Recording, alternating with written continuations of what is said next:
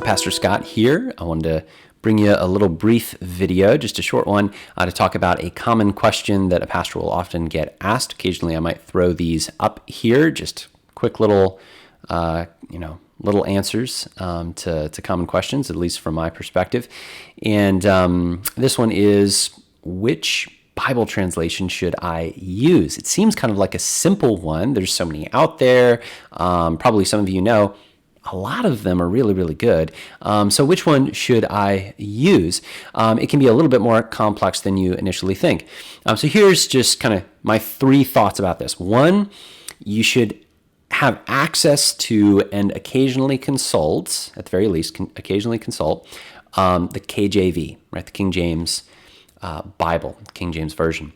You should consult that for all kinds of reasons. I won't go through them all, but basically, it's foundational to our language. There's all sorts of cultural reasons for that. If you're kind of in the Reformed tradition, as I am, it's historically, I think, a smart thing for you to do if you're going to be reading, the Puritans and some of these older guys. Most of the times, they're going to be, quoting from the King James, so you're going to pick up on quotations and things like that. So there's just all kinds of reasons, sort of church-wise, theologically, culturally, reasons why, at the very least, you should consult the King James Version so you can have some familiarity with it. The second thing that I would say is you should have your pastor's Bible. And what I mean by that is what your pastor is preaching from on Sunday mornings, especially if your pastor is, as I think most pastors are, they preach from one version, maybe two versions. You should have that one or two you should have that on your bookshelf so that you can consult that, so that you can mark it up.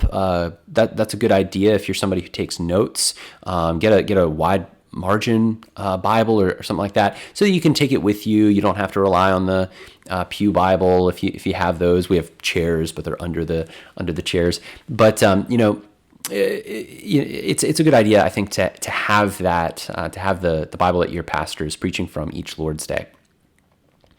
My third point would be for your everyday reader. So this is the Bible that you take with you to a Bible study. This is the Bible that you're reading just in your daily devotions with your family, etc. Right? These sorts of considerations. Now, obviously, if you've got young kids and all of this, you may switch it up in your family.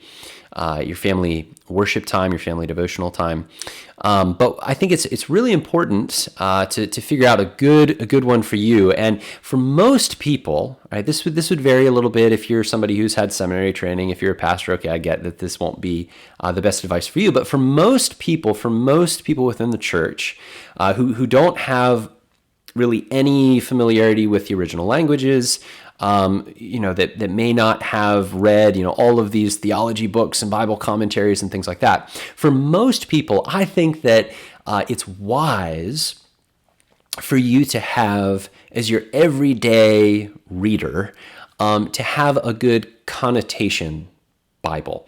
What do I mean by that? A good connotation Bible. I think, well, within the sort of range, the spectrum of translations, you have Bibles that are more connotation, all right? So they're trying to give you, hey, here's the thought, here's the idea that's trying to be conveyed, and we're not really going to worry about the form or structure of the words. We're not going to worry about trying to get across some of the idioms and sayings and things like that you wouldn't know anyway. We're just going to give you kind of our version of it that gets across, again, the connotation, the meaning of what's being said. Over on the other side is some people think of it as the more wooden or more literal or something like that. Those aren't probably the best words to use. I think probably denotation or formal is going to be better to use. So they're trying to keep a lot of the form of the language. They're trying to keep the sayings and phrases and things like that.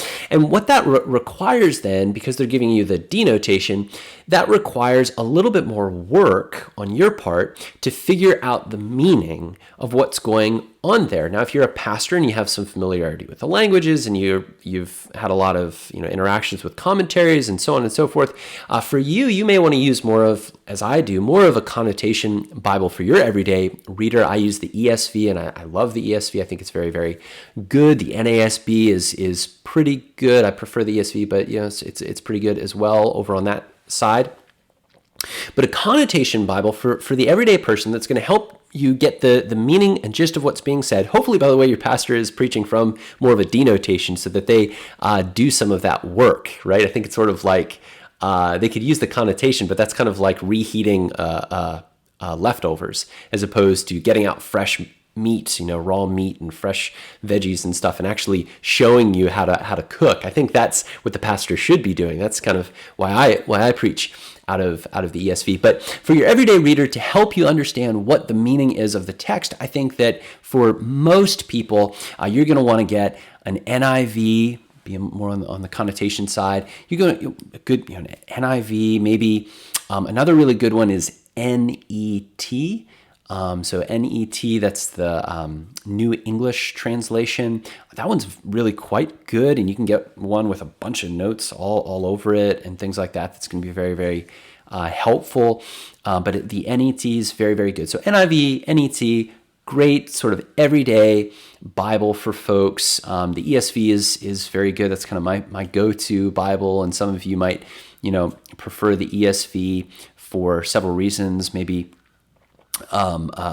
things like the gender and so on and so forth. The gender neutral language is more so in the NIV as opposed to the ESV. I don't like the gender neutral language stuff. I think footnotes are just fine for that kind of thing. But anyway, so there are my 3 thoughts on what Bible should I use. Consult the KJV, have the Bible that your pastor's preaching out of so that you can consult that as well, and then have a good connotation Bible, one like the NIV or the NET. Hopefully that's helpful, and hopefully that gives a little bit of clarity to that commonly asked question.